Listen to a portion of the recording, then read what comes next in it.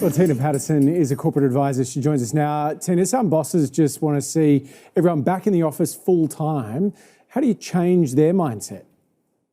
Great question.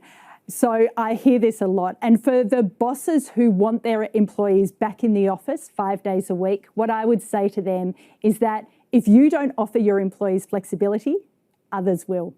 Great employees always have options. And so I work with corporate leadership teams to show them to shift their mindset to focus on outcomes over hours in the office. Isn't work also about more than just the outcome, right? You want a culture, you want a space where people can come to and have friendships and have, relationships that last over time, that build networks that you learn from, for example, and actually creating businesses where it is only about the outcome, that actually strips away from many people the pleasure, the joy, the stimulation of being in a job.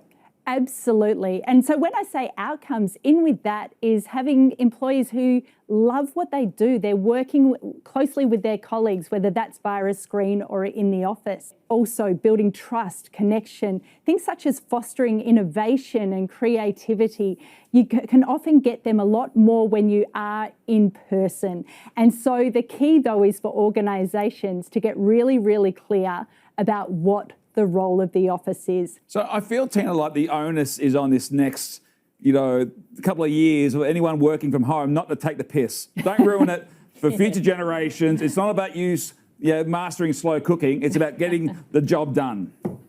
Yeah, and it's about both. It's about showing you can have a great career. And slow cooking. And slow cooking. Is anyone slow cooking with their time? I don't know if they are they? Not me. No. Are you slow cooking? No, I just reckon this whole work from home thing's nonsense.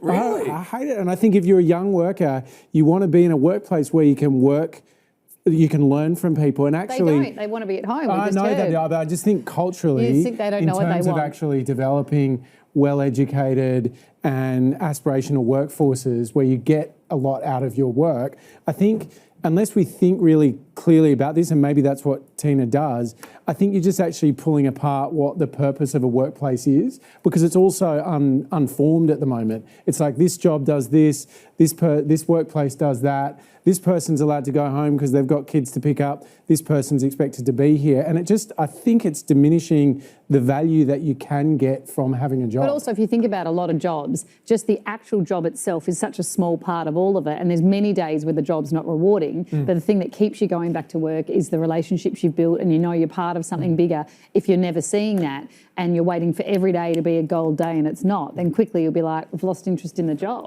Tina, do you think it's geared better towards people who are high performers and high achievers? Because everything you've spoken about is about people having autonomy in their outcomes, but managers find it often difficult with people that aren't performing, and sometimes that being at home by themselves isn't the best place for those people to be.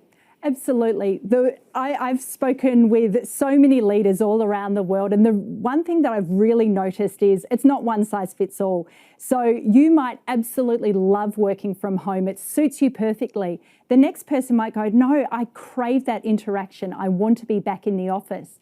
And so the key thing for organisations is to work through what works for the individual as well as what works for the team and the organisation, because it is a two-way street. Just as well, you can't do your job from home. So you're happy? You're happy here? We're happy you're here, Hamish. Thank you for your time, Tina. Thanks very much.